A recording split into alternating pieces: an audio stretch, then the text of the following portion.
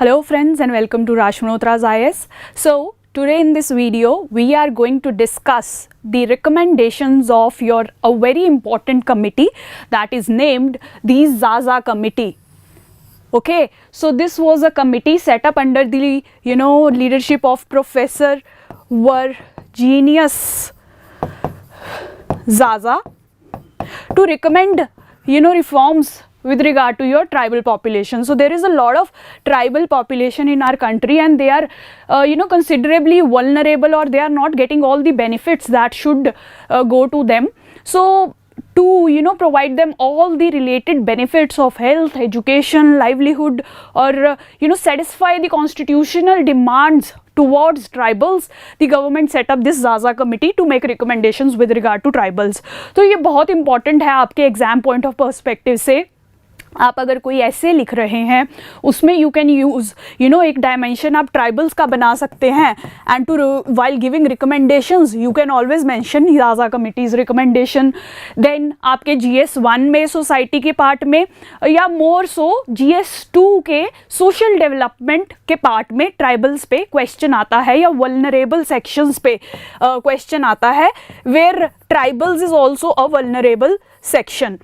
सो उस रिगार्ड में आप ये रिकमेंडेशंस जो हैं अपनी यूज़ कर सकते हैं. इवन एथिक्स के आंसर्स में और केस स्टडीज़ में you can use these recommendations. So these play a very important role. So that is why we have brought to you this discussion. So now let's see what the recommendations are. So majorly there are 5 major concerns regarding which your Zaza committee made recommendation.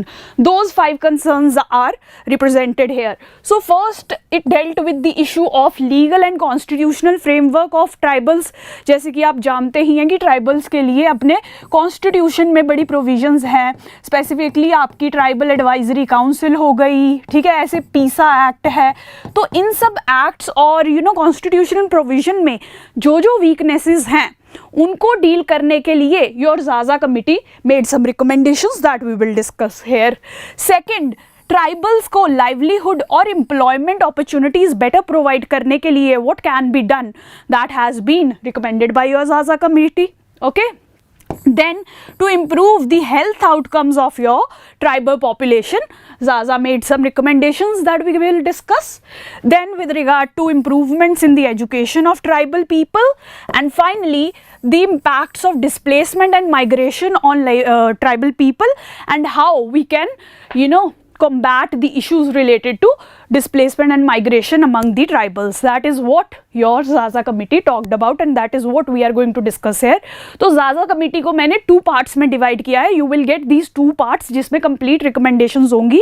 In this part we are going to discuss Zaza's recommendation on these 3 points. Livelihood कैसे provide करनी है tribals को, उनकी good health कैसे ensure करनी है, and educational outcomes कैसे अच्छे आने चाहिए tribals के. That is what we are going to discuss in this video. Okay, the rest too will be discussed in the next video. So here let's start with the recommendations with regard to the livelihoods and the employment status of your tribals. Tribals की livelihood condition को, मतलब उनको job opportunities provide करने के लिए what can be done well, what changes can be introduced, or what kind of schemes the government can formulate. That is what we are going to discuss here. So the first recommendation is to set up agro-based training institutions and focus on processing industry or food processing or agriculture processing industry. ठीक है. तो सबसे पहले तो आपकी ज़ाज़ा committee क्या कहती है कि हमें ट्राइबल्स की को लाइवलीहुड एम्प्लॉयमेंट अपॉर्चुनिटीज प्रोवाइड करने के लिए we should focus on agro processing and agro based training institutions. ऐसी रिकमेंडेशन क्यों की पहले तो ज़ाज़ा ने. सो देखिए, ट्राइबल्स के लिए agriculture is a very important means of their livelihood generation.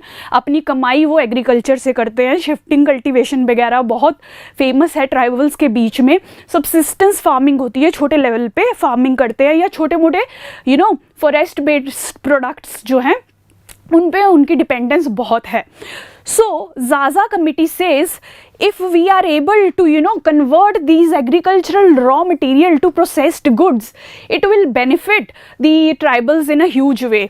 देखिए, processing से क्या होता है, processing is a very labor intensive industry. That means it will provide employment to a lot of people. ठीक है, तो आपको ज़्यादा से ज़्यादा लोगों को अगर एम्प्लॉयमेंट देनी है, so you should focus on processing industry. According to some datas, अगर हम फूड प्रोसेसिंग इंडस्ट्री में 1 लाख रुपया इन्वेस्ट करते हैं, then we will be creating 24 jobs in the food processing industry. और ये one among the highest job creating industry है. ठीक है, आप किसी और इंडस्ट्री में 1 लाख इन्वेस्ट कीजिए तो 24 से ज़्यादा जॉब्स किसी और इंडस्ट्री में क्रिएट नहीं होंगी. ठीक है, इसीलिए ज़ाज़ा कहते हैं कि we need to focus on processing industry. It is applicable to entire India and the rest of the India also, if we want to increase employment opportunities for our youth, but specifically for tribals also we need to focus on this industry. Then increased incomes. देखिए, processed food जो है that sells for higher amounts. For example, you take an example, अगर you sell 1 kg of potato for let's say 20 rupees, ठीक है, उस तरफ आप you see कि जो आपकी अंकल चिप्स है या लेज चिप्स है, that sells 200 ग्राम का packet for may be 20 rupees. Let's just suppose, exactly I don't know the data. तो देखिए यहाँ पे they are selling the potato product for 20 rupees 200 gram, जबकि आप पूरा 1 kilo potato you are selling in 20 रुपये भी नहीं होता यार, बहुत ही सस्ता होता है potato. So what that means is that your processed goods sell for a better value. उनको आप सेल कर सकते हैं on a better value. So वो इंक्रीज भी करते हैं इनकम ऑफ योर फार्मर, और ट्राइबल फार्मर के लिए भी ये बेनिफिशियल होगा if we can process the raw material that he और she is generating. Okay, and फिर इसका एक्सपोर्ट पोटेंशियल भी काफ़ी होता है. सो एक्सपोर्ट अर्निंग्स भी ट्राइबल्स जो है वो अर्न कर सकते हैं if they process the agricultural food. So that is why your ज़ाज़ा committee says that we need to focus on agro based training institutions and processing industry. इसकी example a very important and very अच्छी example of such initiative is by the Katkari community. ठीक है, ये एक community है tribals की. So what the youth of this community did was they came together and they established a entrepreneurial firm kind of, which was named आदिवासी एकात्मिक सामाजिक संस्था. ठीक है, तो ये एक समझ लीजिए इन्होंने स्टार्टअप टाइप्स अपनी सेटअप कर ली. And what they are doing is they are using the tribal forest product giloy to sell in the local market. ये जो गिलोय प्रोडक्ट है, this is in very high demand in pharmaceutical industry. इसके health benefits बहुत होते हैं. तो ये ऑर्गेनाइजेशन अब क्या कर रही है, they are selling this in the local markets and earning a huge amount by selling this forest produce that is found in the tribal areas. ठीक है, तो इसी तरीके से बाकी भी जो इम्पॉर्टेंट जड़ी बूटियाँ या even agricultural products tribal areas में we find, we can process them and channel it to the rest of the India. That will increase the income of your tribals. ऐसे ही एंटरप्रेन्योरशिप प्रमोट करेगी, exports promote करेगी, and all the benefits that economic benefits tribals जो हैं leverage कर पाएंगे अपनी agricultural activity से. ठीक है, तो इस टाइप की फूड प्रोसेसिंग को प्रमोट करने के लिए ट्राइबल्स में आपकी गवर्नमेंट ने ये एक इम्पॉर्टेंट स्कीम भी लॉन्च की है, Van Dhan scheme. As you can say, van means forest, dhan means income from your forest produce. So basically it focuses on processing the raw material that is gained from your forest resources. ठीक है, तो आपकी ministry of tribal affairs ने ये scheme launch की हुई है जिसपे ये ट्राइबल प्रोडक्ट्स में वैल्यू एडिशन का काम करते हैं. तो जैसे आप देखिए, हनी को हनी बॉटल्स में दे दिया, जैम्स वगैरह प्रोड्यूस की. सो मतलब रॉ मटेरियल ऐसे ही सेल नहीं करना है, they are processing the raw material and then selling it to the market for increased incomes and employment opportunities to your tribal youth. ठीक है, so this is the first recommendation that your Zaza made and much progress has already been made in this regard. You can always say that more can be done in this regard. हम और processing industry को push कर सकते हैं tribals में. Already government ने अच्छा step ले लिया है, but further this can be promoted in each and every area of your country, tribal area of your country. Okay, ये फर्स्ट था लाइवलीहुड को इम्प्रूव करने के लिए. सेकेंड मेजर आपकी ज़ाज़ा कमेटी कहती है कि we should promote SHGs, cooperatives. ठीक है, तो बेसिकली ये क्या है कि आप मल्टीपल ट्राइबल पीपल जो है वो इकट्ठे आके they should come together and start some enterprise. ठीक है, कोई बिजनेस वगैरह, small scale businesses they should set up. मैंने आपको लास्ट क्लास में भी बताया था SHG का कॉन्सेप्ट भी यही होता है कि जो लोग हैं वो अपनी सेविंग्स लेके आते हैं and they get a micro credit, यानी कि छोटा लोन, यू कैन से छोटा या छोटी स्मॉल अमाउंट का loan they get from a bank or other financial institution.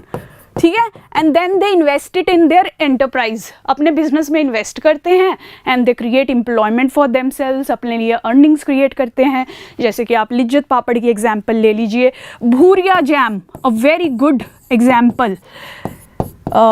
ये हिमाचल प्रदेश में विमेन का SHG ग्रुप है and they are producing these jam and sustaining themselves. तो उसी प्रकार से we can promote such SHGs और cooperative institutions among your tribal community, ताकि बहुत सारे ट्राइबल्स एक साथ इकट्ठे आएँ, अपने बिजनेसेस को इस्टेब्लिश करें, they sell their produce within India and even export their produce. So उससे they will have better livelihood, उनकी incomes will increase, their living standards would increase, their education, health, everything will see an improvement when they have the required money to sustain themselves. Okay, so that was the second recommendation. तो इसके लिए micro credit भी provide करना बहुत ज़रूरी है, your ज़ाज़ा committee says. तो जैसे हमें बैंक्स वगैरह से स्कीम्स जो हैं वो लॉन्च करनी है कि प्रायोरिटी सेक्टर में रखें और क्रेडिट वगैरह आपके ट्राइबल पीपल को और उनके SHG को प्रोवाइड किया जा सके. ठीक है, the next recommendation is promoting organic farming and eco forestry. So देखिए, जब भी आप ट्राइबल्स की बात करते हैं, they live in forested areas, जहाँ बहुत सारे फॉरेस्ट्स होते हैं, घने जंगल. That is where your tribal population usually lives. तो ज़ाज़ा committee says that you have to create an agricultural setup that is in consonance with the nature. ठीक है, नेचर को डिस्ट्रॉय ना करे, ऐसी farming practices you don't have to use. You have to use such practices that are in sustenance with the your nature. तो उसके लिए एक ऐसी प्रैक्टिस क्या होती है, organic farming, where you do not use any inputs, chemical inputs आप नहीं यूज़ करते, इसमें सब नेचुरल चीज़ें यूज़ करते हैं, काउ डंग वगैरह या काउ यूरिन वगैरह अपनी एग्रीकल्चरल प्रोडक्टिविटी को बढ़ाने के लिए. तो इसीलिए उस पर्सपेक्टिव से ज़्यादा से इसकी हमें ऑर्गेनिक फार्मिंग को प्रमोट करना है और इको फॉरेस्ट्री को, कि हमारे फॉरेस्ट भी ना डैमेज हो. आपको फॉरेस्ट प्रोड्यूस जो भी यूज़ करना है, जैसे गिलोय, rubber, all these forest products you can use, but in an eco friendly manner and a sustainable manner. ठीक है, ये अनदर वे होगा एम्प्लॉयमेंट, लाइवलीहुड इंक्रीज करने का, but in a sustainable manner, so that you don't have an impact on the environment. ठीक है, that is the third recommendation. हाँ, तो फिर अब फोर्थ रिकमेंडेशन क्या है. अब देखिए, agriculture I said is the main stay of your tribal economy. Agriculture पे वो बहुत डिपेंड करते हैं. तो एग्रीकल्चर के लिए सबसे ज़्यादा एक इम्पॉर्टेंट चीज़ क्या है, वाटर. ठीक है, तो ये भी ज़रूरी है कि हम ट्राइबल्स को एडिक्वेट अमाउंट ऑफ वाटर भी प्रोवाइड करें, so that they can perform their agricultural activities in a reasonable manner. अगर पानी ही नहीं होगा तो एग्रीकल्चर कैसे करेंगे.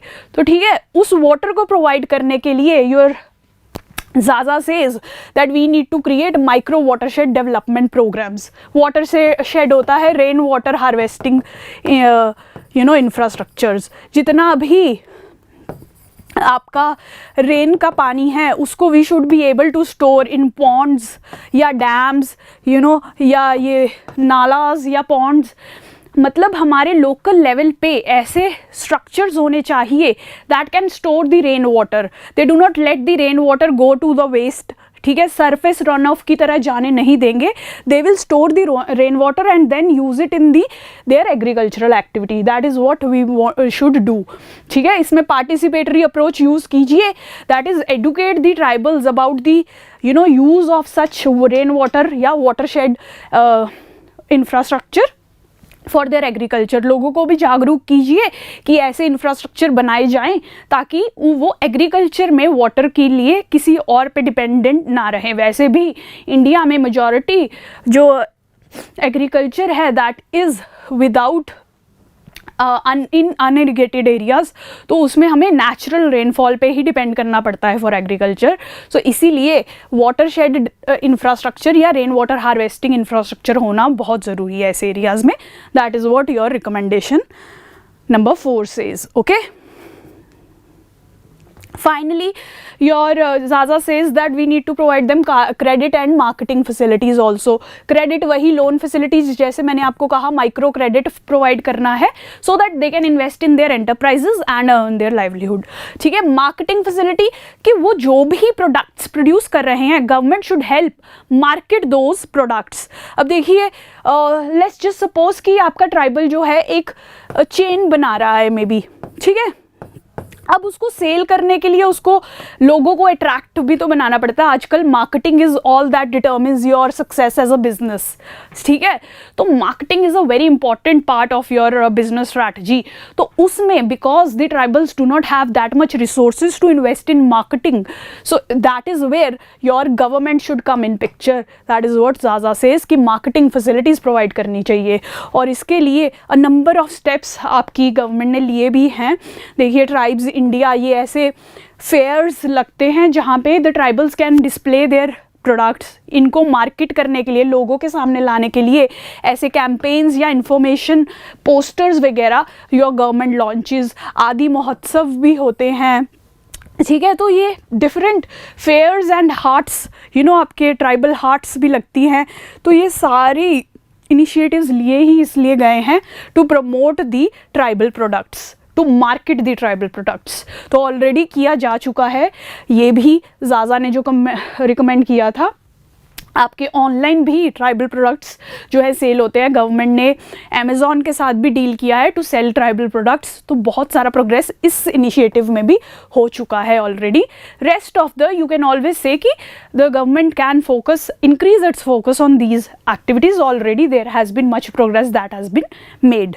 ठीक है, तो ये 5 steps is what is recommended by Zaza in your livelihood creation activities। ठीक है, now we will discuss its recommendation on how to improve tribal education। ठीक है, तो सबसे पहले कहते हैं कि what should be the purpose of education। so Zaza says that tribals should be educated with values of environmental conservation, okay, then your societal awareness, employability। तो मतलब उनकी एजुकेशन का फोकस कहाँ होना चाहिए?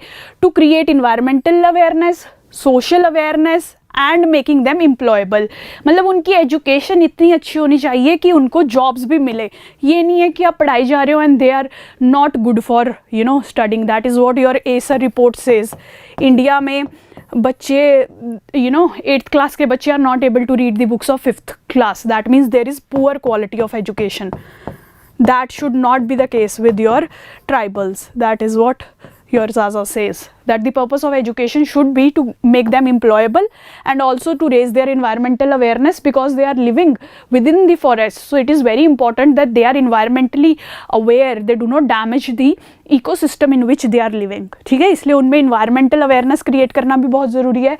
Societal awareness भी, यानी कि दे live in you know cooperation with each other. जैसे ट्राइबल्स में थोड़ी रेट्रोग्रेसिव प्रैक्टिसेस बड़ी चलती है, जैसे कि विच क्राफ्ट या यू नो ऐसी चीज़ों में बहुत इश्यूज होते हैं। पुराने हालात, टैबूज वगैरह बहुत कंटिन्यू करते हैं, तो उनको भी रिमूव करने का फोकस होना चाहिए ट्राइबल एजुकेशन का। That is the first recommendation. The second recommendation है कि जेंडर एजुकेशन पे भी बहुत फोकस करना चाहिए ताकि हम जेंडर गैप को एजुकेशन में कम कर सकें। मतलब लड़कियों की एजुकेशन पे भी ट्राइबल के यू नो एस्पेक्ट्स में हमें फोकस करना है। दैट इज़ व्हाट ज़ाज़ा रिकमेंड्स। फिर वो कहते हैं कि हमें इंफ्रास्ट्रक्चर भी इंक्रीज़ करना है। देखिए ऑल ओवर द कंट्री यही सेम इश्यूज़ है। आप ट्राइबल्स के लिए स्पेसिफिकली भी ये मेंशन कर सकते हैं, नॉर्मल कंट्री में भी यही इश्यूज़ है। पुअर इंफ्रास्ट्रक्चर है, कंप्यूटर्स नहीं होते, डेस्क्स नहीं होती, टॉयलेट्स नहीं होते हैं आपके गवर्नमेंट स्कूल्स में। How will the child study in such an environment? So it is very important कि बेसिक इंफ्रास्ट्रक्चर जो है आपका स्कूल्स में क्रिएट किया जाए। ट्राइबल स्कूल्स में भी सेम इशू है, ठीक है। Next issue is related to teachers. एक तो टीचर्स की ट्रेनिंग की जानी चाहिए ताकि वो अच्छे से पढ़ा तो सके बच्चों को। If they are not able to deliver to make the child understand, then education की क्वालिटी गेट्स इम्पैक्टेड, ठीक है। टीचर की क्वालिटी पे ही डिपेंड करती है आपकी एजुकेशन की क्वालिटी बहुत हद तक। So it is very important कि we focus on teacher training, ठीक है। उसके बाद ज़ाज़ा कमेटी ऑल्सो सेज कि लोकली रिक्रूट होने चाहिए आपके teachers. Why is this important कि लोकली रिक्रूटेड टीचर्स होने चाहिए, ट्राइबल्स के बीच में से ही रिक्रूट होने चाहिए। इसका सिग्निफिकेंस ये है कि यार यूजुअली इट इज़ फेल्ट कि when tribal study in normal आपके general school, so there the teachers perceive them as less worthy और हैविंग लेस पोटेंशियल, तो उनको कमज़ोर बच्चे समझा जाता है। And that has a psychological impact on those students because when they are told that they are not good enough, they feel that they are not good enough, ठीक है। इसे कहते हैं golem effect. So when you have less expectations from someone, that person is more likely to perform in a less well way, ठीक है। मतलब अगर आप पॉजिटिव एक्सपेक्टेशंस किसी से रखोगे they will perform well, but when you are having negative expectations from someone और low expectations, so they won't be performing as well. So that is what happens with tribal children when they get education in normal schools, ठीक है। उनका comparison होता है teachers से bad words और tell them that they are not good enough, तो वो बच्चे भी they are not able to perform, they also think that they are not good enough and they can't do well, तो उसी वजह से उनकी परफॉर्मेंस और इम्पैक्ट होती है, ठीक है। सो that is why it is said कि लोकली रिक्रूटेड ट्राइबल टीचर्स होने चाहिए who can understand the needs of those tribal children, उनके साथ कंपैशनेट वे में they can treat them and positive educational outcomes पे दे विल फोकस, ठीक है। इसलिए लोकली रिक्रूटेड टीचर्स पे फोकस किया गया है। उसके बाद रेजिडेंशियल स्कूल्स, यानी कि ऐसे स्कूल्स जिसमें हॉस्टल्स की या बोर्डिंग की फैसिलिटी हो, क्योंकि देखिए ट्राइबल्स जो हैं वो रिमोट एरियाज़ में रहते हैं, so they have to travel long distance to reach the school. तो इस वजह से बहुत सारे बच्चे दे इधर do not turn up to schools और सिक्योरिटी इश्यूज होते हैं स्पेशली फॉर गर्ल चाइल्ड। तो इसीलिए बेटर है कि we create residential schools for these people. तो इस बेसिस पे आपकी गवर्नमेंट ने Eklavya model residential schools already launch की हैं, बजट में भी अनाउंस हो गए थे। So this is a very very important initiative with regard to tribals, ठीक है। अपने एसेस में भी यूज़ कीजिए, अपने आंसर्स में भी यूज़ कीजिए, अपने एथिक्स के आंसर्स में भी यू कैन यूज़ देम। सो ये बहुत इंपॉर्टेंट स्टेप लिया गया है, but there are also major concerns with regard to residential schools, one being the sexual exploitation of your children in residential schools, ठीक है। उस इशू को भी हमें कॉम्पैक्ट करना है आगे चल के, जो सिक्योरिटी और sexual issues children face in residential schools, that is what our next step should be, apart from setting up more residential schools, ठीक है। तो ये नेक्स्ट रिकमेंडेशन थी। फाइनली सोशल ऑडिट्स होने चाहिए। Social audits is a tool to ensure social accountability. Social audit मतलब लोग खुद रिव्यू करते हैं स्कीम्स को, ठीक है। In simple way social audit is that. तो वो हर स्कूल में सोशल ऑडिट होना चाहिए कि आप पेरेंट्स से पूछें, बच्चों से पूछें कि are they getting quality education, are they satisfied with what kind of education is provided to them. In that way the government can improve its schools depending on the feedback that they get from the parents or teachers or even the students, ठीक है। तो social audits incorporate किए जाने चाहिए। तो tribal education को improve करने के लिए ये सारी recommendations you can write with the name of the committee, ज़ाज़ा कमिटी, ओके। ये लिख के रखिए, these are very important, will be very helpful when you write answers और एसेस, ठीक है। फाइनली आज की वीडियो का discussion is on health. Health को इम्प्रूव करने के लिए, हेल्थ सर्विसेज को इम्प्रूव करने के लिए ट्राइबल्स के ज़ाज़ा कमिटी ने क्या रिकमेंडेशंस दी हैं। मेजरली 3 रिकमेंडेशंस है। ट्राइबल हेल्थ असेंबलीज, ठीक है। इसमें क्या होगा कि पीपल विल कम टुगेदर, जैसे पंचायत में दे आते हैं, तो एक आपकी ग्राम सभा होगी, there people will come together and they will make recommendations with regard to their requirements on health issues. जैसे कि ये समझ लीजिए एक ग्राम पंचायत हो रही है, तो लोग, ट्राइबल लोग जो हैं वो खुद they will tell their needs कि जैसे कि हमें यहाँ पे एक हॉस्पिटल चाहिए, we want a hospital in our area, और we want a blood bank in our area, या फिर यू में से कि sterilization services we want in our area. ठीक है. So the basic meaning is that people, tribal people will themselves come in these assemblies and they will give their health needs to the Gram Sabha or the local representative. So it will ensure participatory health planning. ठीक है. लोग जिसमें participate करें उस basis पे आपके health plans बनेंगे. ठीक है. This is a very good model that we need to ensure not just in the tribal areas but in the rest of the country also, but specifically for tribals these tribal health assemblies have been recommended by your Zaza committee. ठीक है. Next है tribal health council.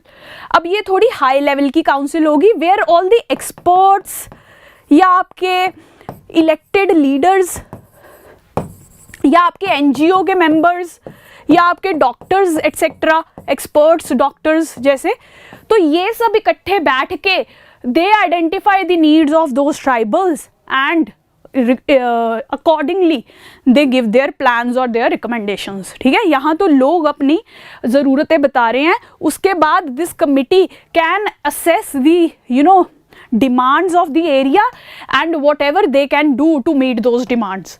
ठीक है. तो ऐसी tribal health councils भी establish करनी चाहिए अकॉर्डिंग टू योर जाजा committee for tribal health efforts. ठीक है. फाइनली ये कहते हैं कि ट्रेडिशनल दाइज और हीलर्स को हमें ट्रेन करना चाहिए. आप देखिए यार, रूरल एरियाज में भी यही होता है and even your tribal areas में ऐसे बहुत सारे लोग होते हैं जिन्हें हम दाइज वगैरह कहते हैं. सो उनकी फॉर्मल हेल्थ एजुकेशन तो they don't have, but they have traditional knowledge कि कैसे तुलसी को यूज़ करके ज़ुकाम ठीक करना है ना, तो कैसे लौंग इलायची को यूज़ करके बंदे की हेल्थ इंप्रूव करनी है. In that way they have lot of traditional knowledge with them. So what Zaza says is that we should not treat them as criminals or punish them. In most of the areas these are treated as quacks. They are called as quacks. Sometimes they are treated as that they don't have any medical education and they are trying to harm the health of your people. So इसीलिए उन पे punishment भी कई बार हो जाती है. तो Zaza says that we should treat them as partners in delivery of health services for the tribals and उस रिगार्ड में we should train them. उनसे एक तो ट्रेडिशनल मेडिसिन को यूज़ करने के लिए we should use them and also we can train them to provide primary health services to the tribals. Tribal areas में वैसे भी हॉस्पिटल्स इतनी पास में एग्जिस्ट नहीं करते. अगर ये कम्युनिटी में रहने वाले ही लोगों को हम थोड़ी ट्रेनिंग दे सकें to provide primary health service to their tribal people, so how good that would be. That is what your second ARC सेज. जैसे गिलोय के बहुत सारे हेल्थ बेनिफिट्स भी हैं जो आपके ट्राइबल लोगों को पता होते हैं, स्पेशली ये ट्राइबल दाइज या हीलर्स जिसे हम कहते हैं. तो इस वे में we can use their traditional knowledge for the benefit of tribal people. That is what your Zaza committee say. So that was all about this discussion. In the next video we will discuss its recommendation on migration and then the constitutional framework. Hope it helps. Iski PDF you will get in our Telegram channel. If there is still some doubt, post it in the comment section. I will respond to that. Thank you so much for watching.